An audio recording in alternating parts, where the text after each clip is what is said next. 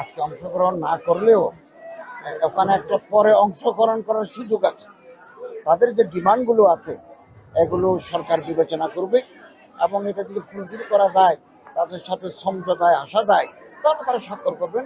এবং এটা বলা আছে যে যারা আজকে স্বাক্ষর করতে পারবেন না তারা পরবর্তী সময় স্বাক্ষর করবে। আমার কোনো সেফ এক্সিটের প্রয়োজন নেই, যেহেতু ঢাকা শহরে আমার কোনো ঘর নেই, বাড়ি নেই।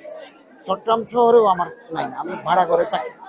আমি কলেজে শিক্ষকতা করেছি, বিশ্ববিদ্যালয়ে শিক্ষকতা করেছি, অর্থাৎ বিদেশে থাকা তো প্রশ্নই নেই। অথবা আমার তো সেফ এক্সিট নিয়ে কোনো চিন্তাই নেই।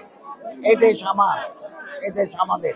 আমরা এই দেশের একটা ক্রুশিয়াল মুভমেন্টে অত্যন্ত জটিল সময়, কঠিন সময়ে দেশের দায়িত্ব নিয়েছি।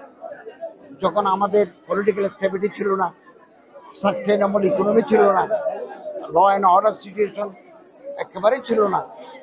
সব মশার বিরুদ্ধে সুরক্ষা দিতে এলো বসুন্ধরা এক্সট্রিম অ্যারোসল, মশার বিরুদ্ধে এক্সট্রিম সুরক্ষা। পুলিশ তখন মাঠে নাই, ছাত্ররা ট্রাফিকের দায়িত্ব পালন করছে। এরকম অবস্থা আমরা দায়িত্ব নিয়ে 15 মাস অতিক্রম করেছি। অনেক চেষ্টা করেছি, আমরা রাত দিন পরিশ্রম করছি এবং একটা সুষ্ঠু নির্বাচনের মাধ্যমে আমরা ইলেকটেড গভর্নমেন্টের কাছে আমরা ক্ষমতা হস্তান্তর করতে চাই এবং এটা আমরা গৌরবের ভাগে হতে চাই। অতএব আমার সেফ এক্সিটের প্রশ্ন নাই।